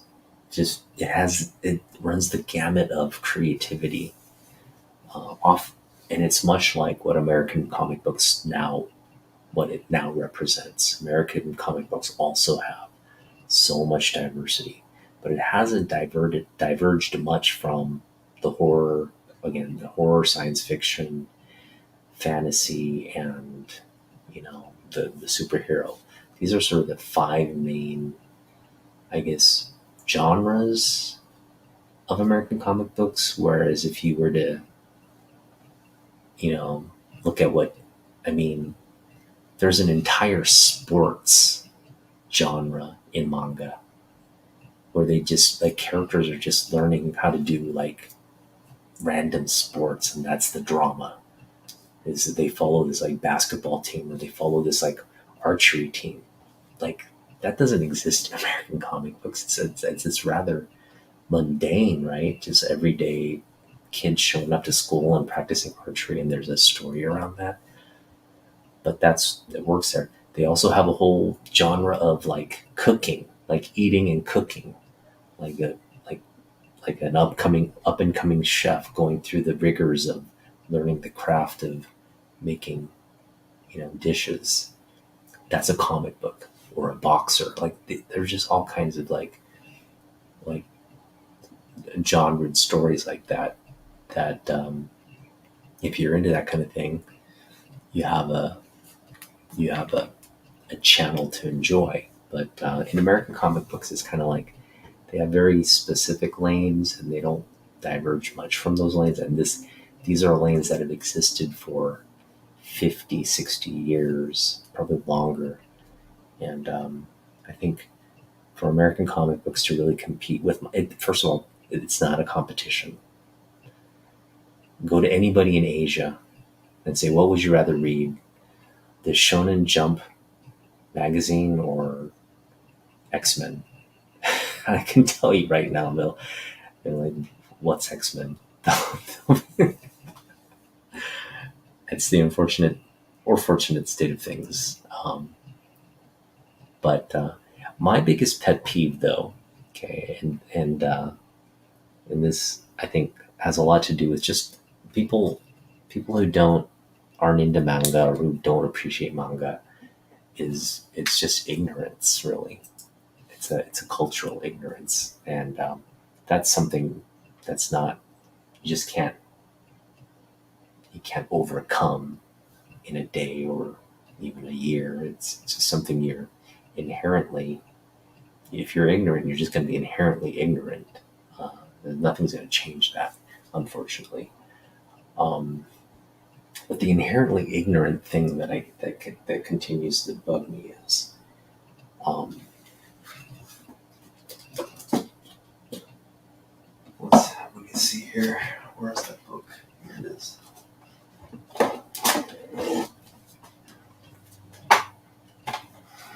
Is when people say Peach Momoko is manga.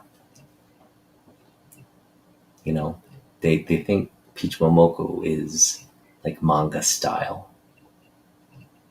And first of all, they have no clue as to what that statement means. That that statement can ring true or false based on a few conditions, right? So if you strictly mean manga as Japanese comic books, okay, the fact that she's a Japanese American comic book artist. Now she's in the American comic book medium, okay?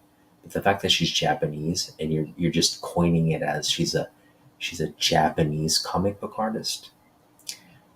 In that context, maybe it can ring true, okay?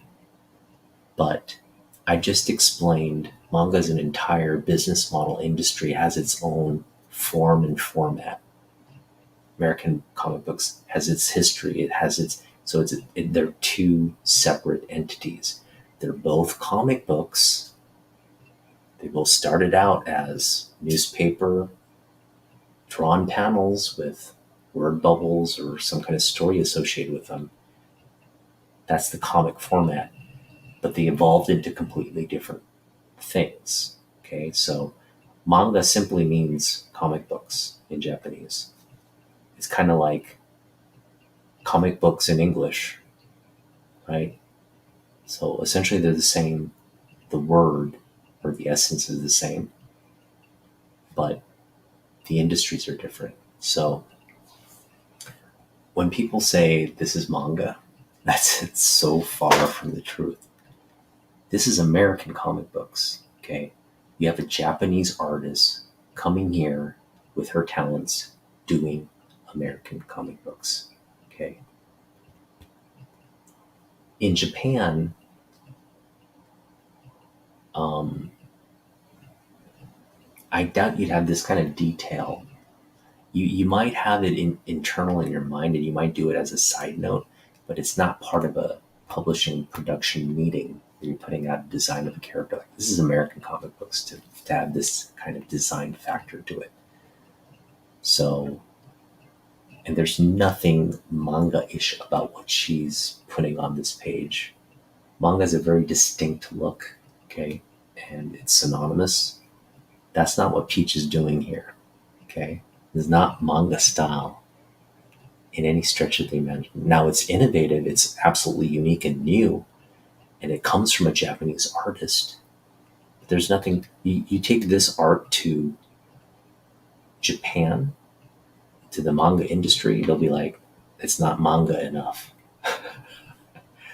It's too, it's almost Western, other than the form that it takes, which is the East Asian ink style art form, right? The brush pen ink. That's very East Asian. Other than the form, and manga doesn't even follow this form.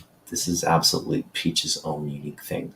Manga is much like American comic books in terms of how it's produced, meaning it's like 10, 10's maybe not even a scale. A lot of these manga artists, they're just drawing, they're not sketching and inking over each other. They're just drawing on the page, literally. What you're seeing on the page is what they're drawing. Okay? It's like a first draft, and that's what goes out on the page. So it's very, it moves at a faster pace. It's more efficient. You're not having three people work on it. You have one artist doing all the panel work. So quite different. So again, ignorance, when people make that kind of, oh, yeah, Peach is too manga for me, or like they say, like, she's a manga artist, right? No, no, no, no, no, no. She has no manga works whatsoever. She was doing like commercial fine art, right? Like her style is so you like it's absolutely unique here or there. Now there in Japan, um, her talent level you could argue is maybe not the best, right? There are a dime a dozen artists that are as talented as Peach. But you bring that again, I think it's just a higher quality standard of industry quality artwork. People are just trained at a higher standard. People output at a higher standard. When you take an artist from a higher standard pool and you put them in a lower standard pool, which is American comic books essentially, um, you what you have is someone who just stands on top of that lower pool. So again, just it's a different pool. You put Peach in Japanese comic books in that industry, she can make a living. She's not the worst, right? She's just one of the names among probably one of the top names among a horde of top names. But you take her and put her in American comic books, no one can do what she does. Now, can you make the same argument? Yes. You take a Jim Lee, you take an Alex Ross, the best of American comic books, and you put them in Japan. No one in Japan can do what those two American artists can do. You see my point, right? Well, I shouldn't say no artists, but they just aren't trained to do what Jim Lee and Alex Ross do. Okay, so they're just like really two different mediums. They're two different ways about going about producing an image. Um, but again, I think in terms of efficiency, quality, and I'm thinking like the Japanese have it's just a better product at the end of the day.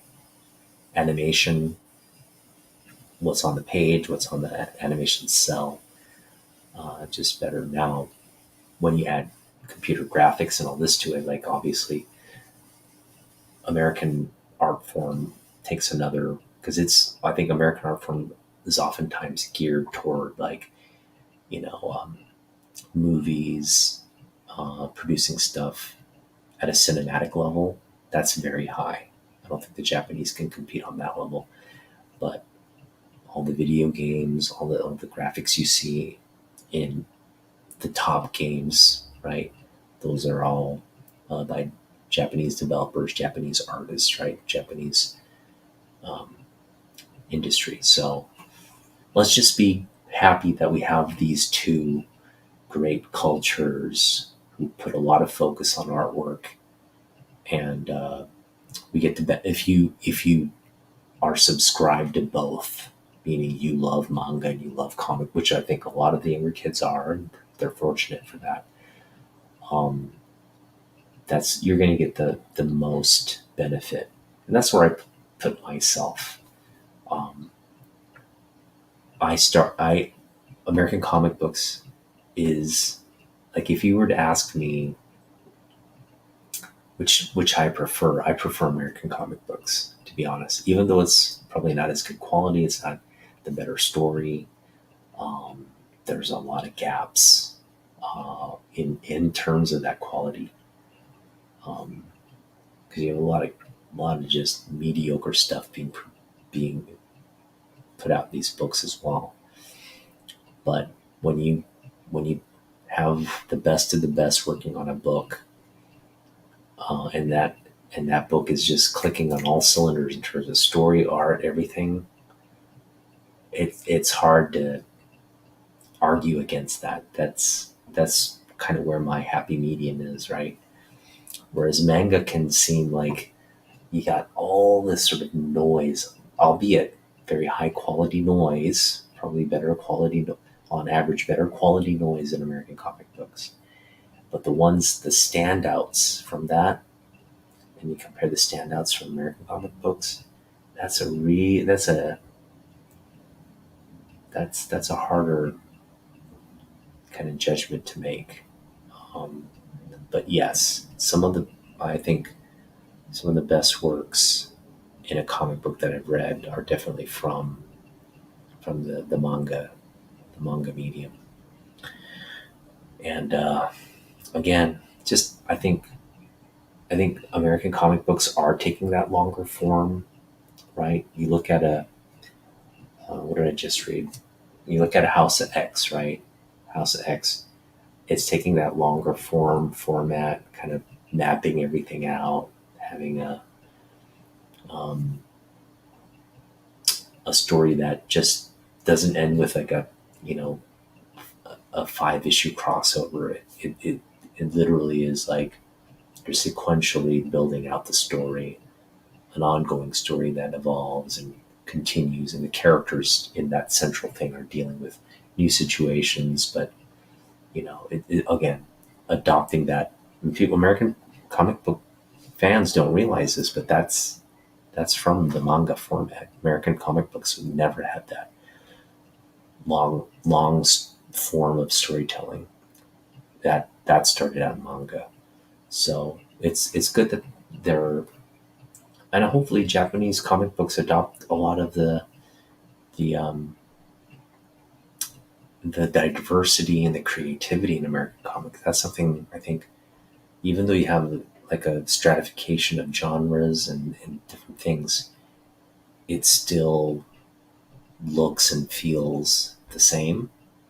Whereas in American comic books, it can look very, like stylistically, can look so different and varied. So I think both schools have lessons to learn from each other.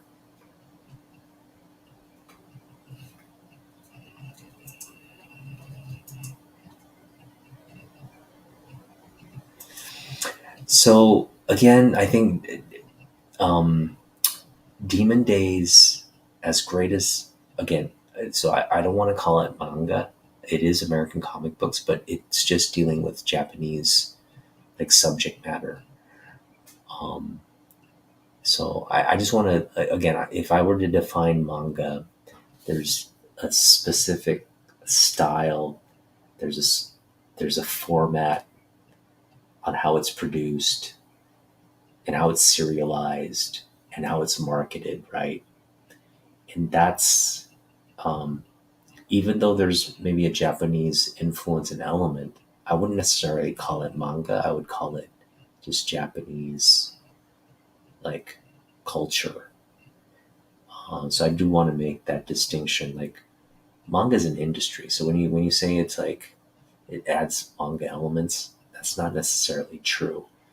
Peach is a Japanese artist working in the American medium, and she's bringing her cultural knowledge and storytelling to this work. It's set in Japan. It has Japanese, folk characters to it. It also brings in a lot of her artistic, which is East Asian elements to it. But I don't want to call it manga. It's just a Japanese artist, not a manga artist, Japanese artist working in the American comic book medium. So, you know, again, I don't, when people say she's manga, they really got to clarify what they mean by that. If they're just meaning that she's Japanese, yes, that's obvious, right? But she has no ties to manga. In fact, she doesn't consider herself a manga artist. She considers herself an American comic book artist. And that's how the Japanese look at her as well. When they look at Demon Days, they don't see elements of manga in it at all. In fact, it's an American format. Just flipped. I mean, this one has Japanese language. That's the only thing connecting it to manga, the language. When you translate that into English, it's an American comic book, and the way it reads, the way it unfolds, completely. I wouldn't even call it American. I wouldn't even call it manga. It's Peach. It's completely Peach. And Peach has a way of just giving you these riveting images that tell the story without having to have much um, actual narration or narrative associated with that image. That's what makes really the best stick out, right? You can tell a story without telling the story. It's a big part of any kind of creative writing, right? When you can tell a story without explaining every detail that's happening, and you can paint just a color or a, a feeling with words. Same thing with art, right? When you can do that with your art, you're operating at another level, and that's why I think, you know, I think that's why Peach is so incredible. Um, she's really blazing a trail that you don't see in manga, that you don't see in American comic books. It's her own trail. Again, I will say this a gajillion times. She's not manga. She's Japanese, but that's very different from what manga is. Okay? She's Japanese. She's working in the American comic book medium, and what she's producing is something the likes of which no one has ever seen in either culture and industry. So that's what makes her really stand out to me. Yeah. Do I think there are better artists than her? From like a technical standpoint in Japan, yes. Do I think there are better artists for her than a technical standpoint in the US? That's arguable. But what she's doing, there's no one, there's no one doing what she's doing in either medium. So appreciate her for what she is. She's a unicorn. Uh, I know that phrase gets thrown around a lot, but she really is she is a unicorn. She's just doing something absolutely innovative. And so, Demon Days. Um, Again, I don't consider this manga, but I can see how people um, would see it that way. But again, I'm just trying to educate people about how special Peach is, and really trying to educate people what manga is versus what American comic books are. So um, it's quite different. It's quite different, and it's not just cultural. It's broader. It's because you got to look at the creators and what they do and how they innovate. Right? American comic books, yeah, the golden age, silver age, bronze age, very key in terms of what books have become to the modern. Right? That history is there. You look at Japanese manga, most of it's post-war. The storytelling uh, is on a deeper human level. It's always been that way, um, and then you just had an explosion of the industry. So where you had just everybody and their mom telling whatever story they wanted to tell in the medium. That's a great thing about that industry. It's like the more voices, the more different points of view, the more kinds of stories you can produce. That was all being promoted and really encouraged. So I think, in terms of the histories and it's very different. It's a very different evolution. Um, and for those who enjoy both, you really are fortunate. So I'm glad, Miss So, that you are enjoying both and enjoying Peach as well. Peach is to be cherished. She's I think, a treasure in both cultures. And really, American Comic Books is blessed to have her devote her talent and time to this medium, because she could probably be doing something else, and um, we'd all we'd all suffer from that loss if she were doing something else.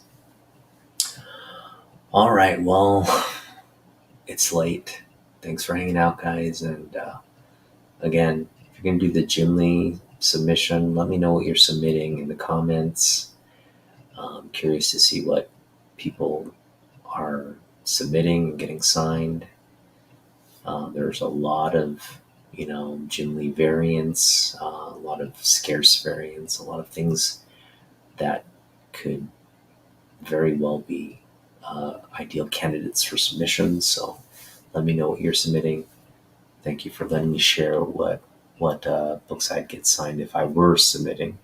I'm not, but if I were, I'm glad to show you sort of my thought processes in the book selection. All right, peace out. Have a great weekend. We'll see you in the next one.